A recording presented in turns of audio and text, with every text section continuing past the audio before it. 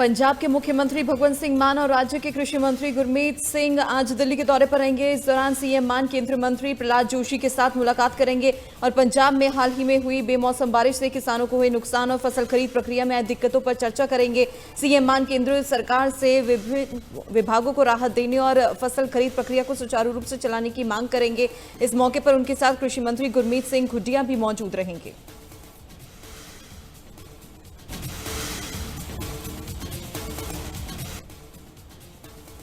पंजाब विधानसभा के स्पीकर कुलतार सिंह संधवा ने कोटकपुरा में अनाज मंडी का जायजा लिया। इस दौरान उन्होंने मार्केट कमेटी में आढ़ती एसोसिएशन, फूड सप्लाई विभाग और मंडी बोर्ड के अधिकारियों के साथ बैठक की, जिसमें गेहूं खरीद इंतजामों समेत कई मुद्दों पर चर्चा की गई। इस मौके पर उन्होंने कहा कि पंजाब देश का फूड बैंक है और पिछले वर्षों में धान और गेहूं का सीजन काफी सफल रहा।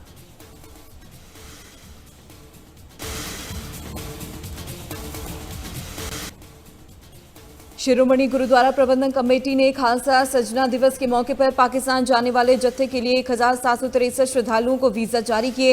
ये जत्था आज अमृतसर से रवाना होगा और गुरुद्वारा श्री पंजा साहिब समेत कई ऐतिहासिक गुरुद्वारों के दर्शन करेगा। 19 अप्रैल को जत्था वापस लौटेगा। बता दें, पाकिस्तान का वीजा मिलने के बाद श्रद्धालुओं में भारी उत्साह देखने को मिल रहा है, खासकर वे श्रद्धालुओं जो पहली बार इस पवित्र यात्रा पर जा रहे हैं।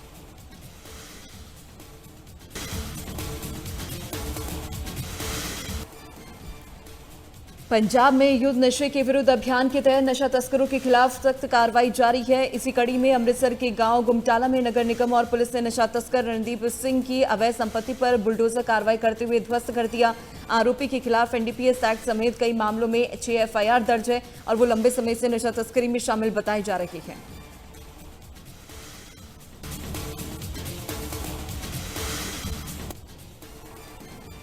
पंजाब और हिमाचल में बारिश के चलते रणजीत सागर बांध की झील का जलस्तर लगातार 515.72 मीटर पहुंच गया है। बीते एक दिन में ही जलस्तर 32 सेंटीमीटर बढ़ा, जिसमें चमेरा प्रोजेक्ट से आ रहा 4326 क्यूसेक पानी भी प्रमुख कारण है। निचले इलाकों में नहरों की सफाई और मरम्मत के चलते 20 अप्रैल तक बांध से बिजली उत्पादन पूरी तरीके से बंद रखा गया है।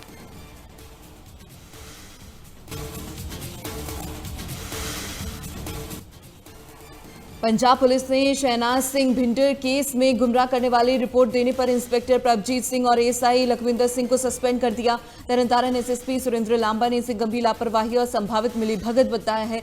जांच में सामने आया कि एनओसी और रिपोर्ट बिना तय प्रक्रिया के सीधे पासपोर्ट ऑफिस भेजी गई। भिंडर को 2025 में लुधियाना से गिरफ्तार किया गया था और बाद में हाईकोर्ट से जमानत मिल गई थी।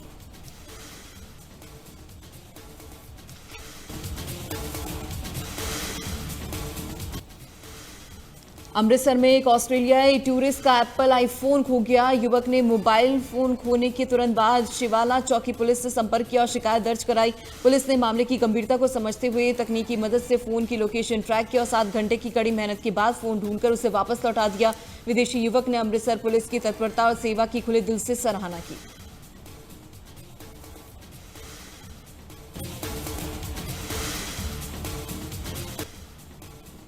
लुधियाना के फुआरा चौक के पास चपाती की दुकानों में शराब के स्टॉल खुलने से दुकानदारों में काफी गुस्सा है। दुकानदारों ने स्टॉल बंद कराने की मांग को लेकर फुआरा चौक पर जाम लगा दिया। उनका कहना था कि जहां परिवार के लोग खाना खाने आते हैं, वहां शराब के स्टॉल से उनके काम पर असर पड़ेगा। साथ ही कॉलेज, मंदिर और चर्च के पास इस तरह के स्टॉल का विरोध किया गया।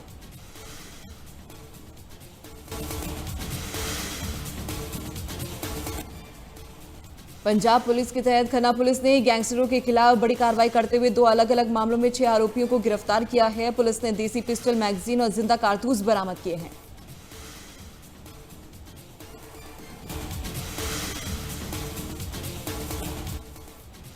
हरियाणा के मुख्यमंत्री नायब सिंह सैनी आज चंडीगढ़ में कई योजनाओं के लाभार्थियों को धनराशि बांटेंगे। इसी को लेकर हरियाणा निवास में कार्यक्रम का आयोजन किया जाएगा।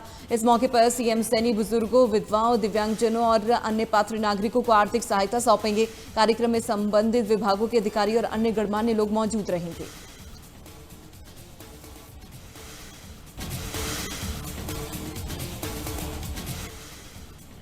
हरियाणा के मुख्यमंत्री नायब सिंह सैनी ने वीडियो कॉन्फ्रेंसिंग के जरिए प्रदेश भर में चल रहे समाधान शिविरों की समीक्षा की। इस दौरान उन्होंने कई जिलों के नागरिकों की शिकायतें सुनी और अधिकारियों को उनके समाधान के जल्द दिशा निर्देश दिए गए।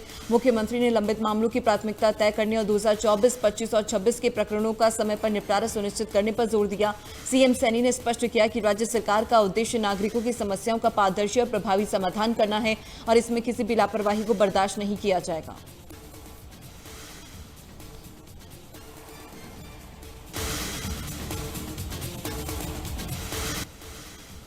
कुरुक्षेत्र विश्वविद्यालय में एबीवीपी कार्यकर्ताओं ने कुलपति ऑफिस का घेराव करते हुए इंसू के खिलाफ कार्रवाई की मांग की है। कार्यकर्ता धरने पर बैठ गए और बोले कि जब तक कुलपति से मुलाकात नहीं होगी तब तक वे धरने पर डटे रहेंगे। एबीवीपी के पदाधिकारी शुभम ने बताया कि हाल ही में इंसू का कार्यक्रम आरके सदन में हुआ था, जहां इंसू कार्यकर्ताओं ने कई कुर्सियां तोड़ दी और लड़कियों के साथ दुर्व्यवहार किया गया।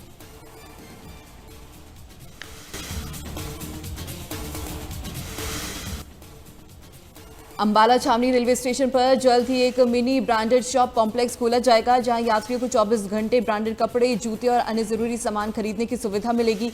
ये कॉम्प्लेक्स स्टेशन परिसर में अनारक्षित टिकट काउंटर और पुराने जीआरपी कार्यालय के पास बनाया जाएगा, ताकि यात्रियों को ट्रेन के इंतजार के दौरान खरीदारी में कोई असुविधा न हो।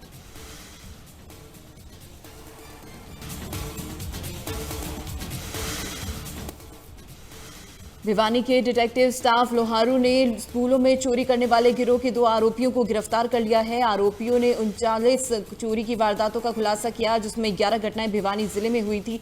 दोनों आरोपियों से गहन पूछताछ जारी है और चोरी किए गए सामान की बरामदगी की कोशिश की जा रही है।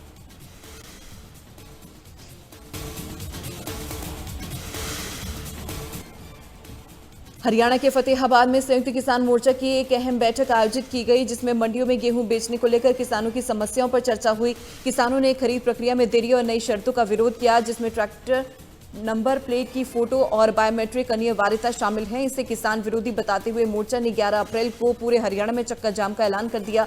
रतिया के संजय गांधी चौक पर भी बड़ा प्रदर्शन होगा।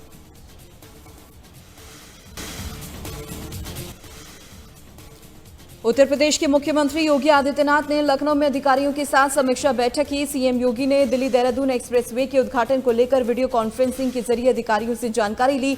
इस दौरान मुख्यमंत्री ने उद्घाटन कार्यक्रम को सफल बनाने के लिए दिशा निर्देश दिए, साथ ही अधिकारियों को समय से काम पूरा करने के दिशा निर्देश दिए।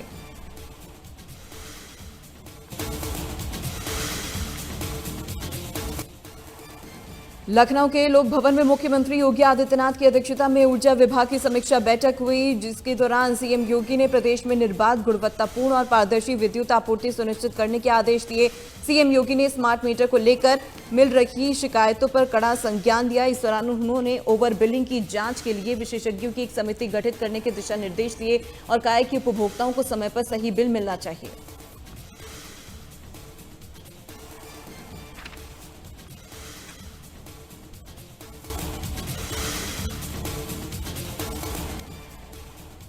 लखनऊ के कृष्णा नगर में फिनिक्स यूनाइटेड मॉल के पास सब्जी मंडी में भीषण आग लग गई। आग की चपेट में आकर करीब 50 दुकानें जलकर आग हो गई।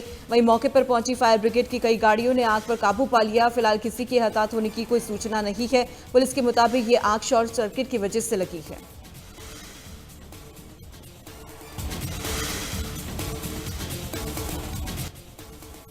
कानपुर में जिलाधिकारी ने कार्य क्षमता को लेकर बड़ी कार्रवाई की है। टाइपिंग टेस्ट में निर्धारित स्पीड हासिल न कर पाने के कारण 3 क्लर्कों को उसके पद से हटाकर चपरासी बना दिया। ये कर्मचारी मृतक आश्रित कोटे के तहत क्लर्क के पद पर नियुक्त थे, लेकिन टाइपिंग स्पीड टेस्ट में विफल होने के बाद ये कार्रवाई की गई।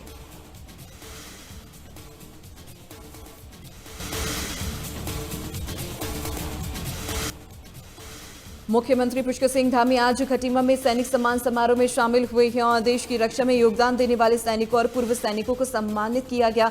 इस अवसर पर मुख्यमंत्री ने सैनिकों की वीरता, त्याग और समर्पण की सराहना की और कहा कि राष्ट्र हमेशा उनकी सेवाओं का ऋणी रहेगा।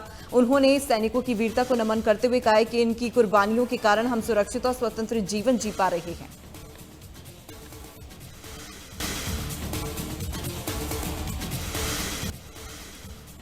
उत्तराखंड के हरिद्वार में ऑपरेशन प्रहार के तहत पुलिस की बड़ी कार्रवाई सामने आई है, जहां फर्जी पहचान के साथ रह रही एक बांग्लादेशी महिला को पुलिस ने गिरफ्तार कर लिया। बता दें कि जांच में महिला की पहचान स्लेहा बेगम के रूप में हुई है, जो बांग्लादेश के कुमिल्ला जिले की रहने वाली है। दरअसल महिला ने फर्जी दस्तावेजों के आधार पर आधार, पैन, ड्राइविंग लाइसेंस और भारतीय पासपोर्ट भी बनवा लिया था। इस मामले में महिला का फर्जी दस्तावेज बनाने वाले आरोपी श्यामदास को भी गिरफ्तार किया गया। फिलहाल पुलिस इस पूरे नेटवर्क की गंभीरता से जांच कर रही है।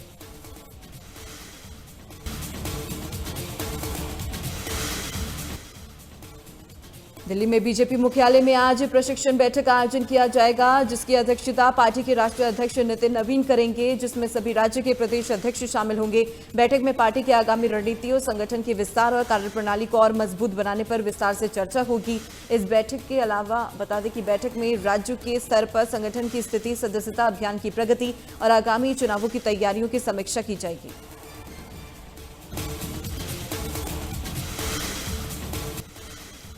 भारत के विदेश मंत्री एस जयशंकर ने गुरुवार को मॉरिशस के प्रधानमंत्री नवीन रामगुलाम से मुलाकात की है। इस दौरान उन्होंने प्रधानमंत्री नरेंद्र मोदी की ओर से शुभकामनाएं दी और द्विपक्षीय साझेदारी के अहम क्षेत्रों पर विस्तार से चर्चा की। एस जयशंकर ने अपने सोशल मीडिया एक्स पर इस मुलाकात की जानकारी साझा की।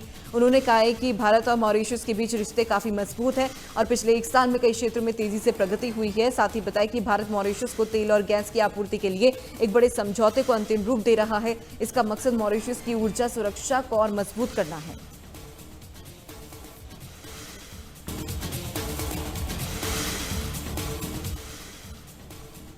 श्री अमरनाथ श्राइन बोर्ड ने घोषणा की है कि बाबा श्री अमरनाथ जी यात्रा के लिए पंजीकरण 15 अप्रैल से शुरू होकर 20 मई तक चलेगा।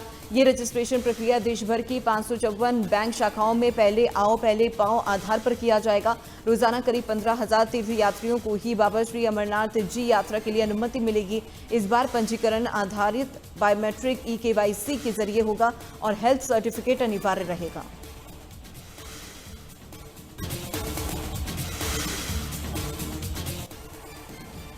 आईपीएल 2026 का 15वां मुकाबला कोलकाता नाइट राइडर्स और लखनऊ सुपर जायंट्स के बीच कोलकाता के इंडियन गार्डन स्टेडियम में खेला गया, जहां लखनऊ सुपर जायंट्स की टीम ने गुरुवार को कोलकाता नाइट राइडर्स को 3 विकेट से हरा दिया। हालांकि लखनऊ सुपर जायंट्स को आखिरी 18 बॉल पर 43 रन चाहिए थे और 7 विकेट गिर चुके थे। ऐसे में मुगल चौधरी ने 27 बॉल पर नाबाद 54 रन की पारी खेलकर टीम को हरा हुआ मैच जिता दिया।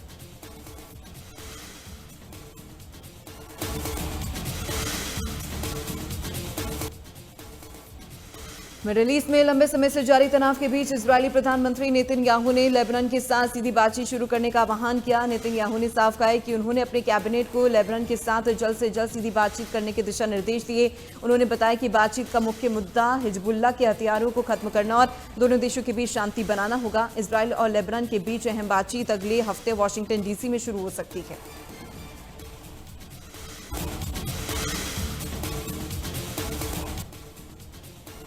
ईरान के नए supreme leader Ayatollah Mustafa Khamenei ने अमेरिका की सीजफायर वार्ता से पहले बड़ा बयान दिया है। उन्होंने कहा है कि ईरान युद्ध नहीं चाहता, लेकिन अपने अधिकारों से पीछे नहीं हटेगा। साथ ही कहा है कि ईरान अपने नेताओं और शहीदों को नहीं भूलेगा और जरूरत पड़ने पर जवाब भी देगा।